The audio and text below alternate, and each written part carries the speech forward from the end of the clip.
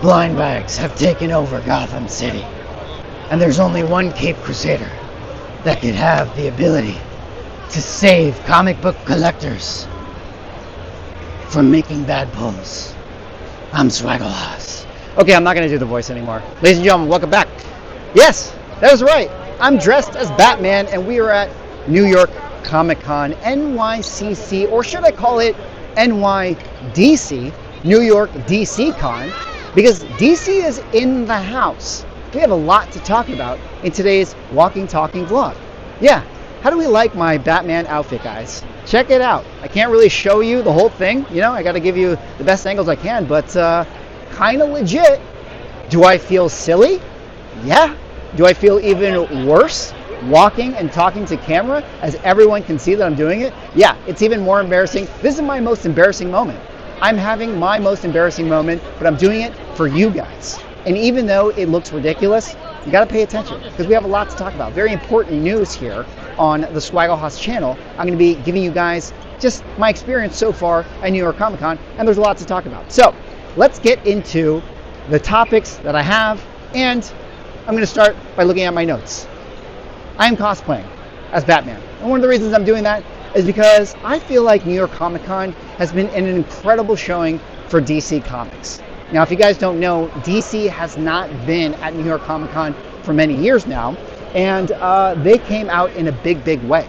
There's been a lot of presentations, new titles, new interesting things that DC is doing. They're celebrating their soon-to-be 100-year history with Batman and Superman, so they're going to be doing a 10-year sort of celebration of all of comic books that they've been doing over these last few decades or so. One thing that I think is really interesting is Jim Lee has had a lot of conversation and taken a lot of charge and leadership for DC, and I have to say I'm very impressed by that. He came out, took a stance against AI, saying that DC is not going to be using AI art or writers or artists or whatever the case may be for all their projects for, you know, the foreseeable future and the long-term future.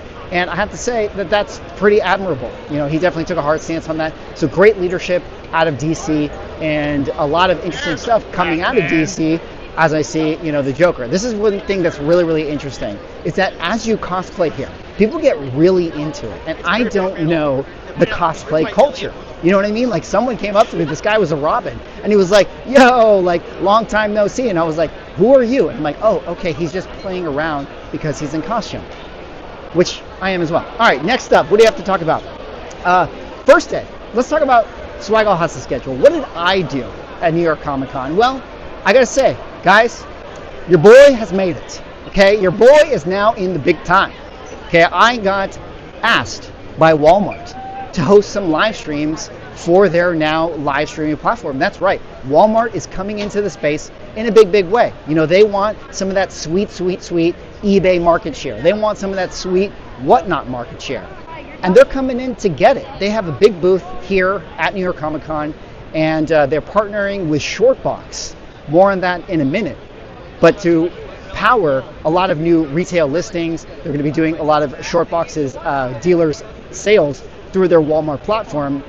And basically, in a nutshell, I think that that says a lot. I think that a lot of interesting things are happening for the vintage comic book market, being that the biggest retailer in the world wants in on this game. I mean, if you're somebody out there who has always said, you know, comic books need to be back into easier places for people to buy them, not just in LCSs, we need to get them on spinner racks, so on and so forth. I feel like having them be available on Walmart is going to be a big boon for sales within the comic book hobby, and all that being partnered with Shortbox is a really big announcement here at New York Comic Con, and we'll probably have to follow that, because you have to wonder if just the market of people that shop on Walmart, if only like a percentage of them come over to the comic book market, that's going to be a huge spike for prices in the future. So that was definitely a big announcement.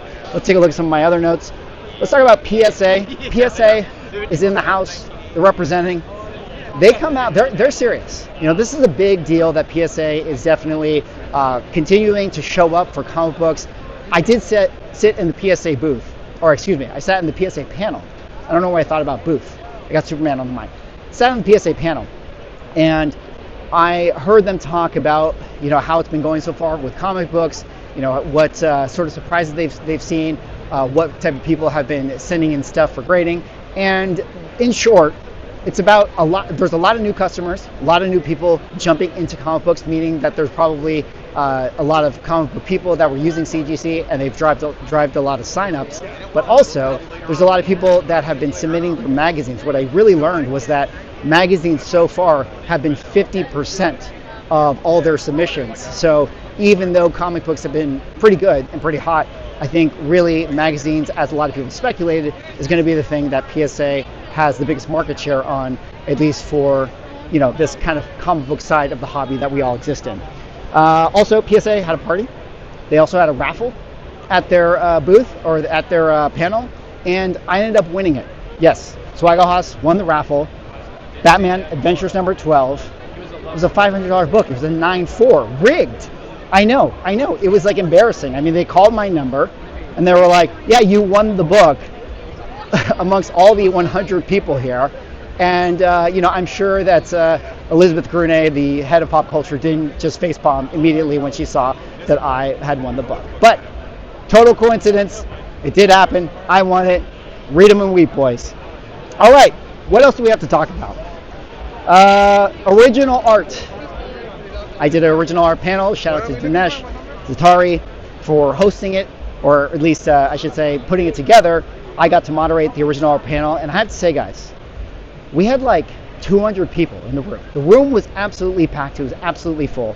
And comparing that to other panels I was in, no disrespect to PSA, but our original art panel had more people in it. Dinesh was telling me that our original art panel had more people in than his Bad Idea panel did. I think that says something. People want to know about original art. People are interested in collecting original art. And there were a ton of people at that thing. And one of the coolest experiences I had is that the Darkhawk 1 original cover was in attendance at the original art panel. I got to take a picture with it. I got to see it. It was pretty amazing. I think I have to buy it, guys. I think the art piece has to be mine at some point in the future. The only problem is that I have a feeling it wouldn't sell for less than $325,000. So we'll have to really think about that before I make any split decisions, but I got my eye on it. I'll tell you that much. All right, what else can we talk about? Walmart and Shortbox, we already got that. I went over to Terry Kavanaugh's house, Marvel editor from back in the day, famous, legendary Marvel editor and writer. He just casually had the cover for Excalibur #1, a book that he worked on, just in his room. It's like, oh yeah, the artist gave it to me. He just gave it to me. He just gave me casually a $250,000 cover. Must be nice. Must be nice. What else? But Terry has been working with us on Evermind, which is our 24/7 comic that we had here at New York Comic Con. Shout out to Sean Chen and Daniel Wu. We released the Evermind Kickstarter, which it is live, guys, if you guys want to check it out, Evermind Kickstarter. And we also have it being distributed on Vivi, so we had a huge signing for them. It was really awesome to get those guys in the booth. Huge line all the way around it. It was definitely wild to see that. And excited to have one of our titles, one of our comics, once again here at New York Comic Con and Vivi. What else can we talk about? Comic book buying. Where is it at? I don't know. I haven't done any. I've been too busy. I've been in this Walmart booth. Check this out. We're going to walk by it right now. Okay? Corporate swag is where it's at. Here we are. Walmart has powered this entire New York Comic Con.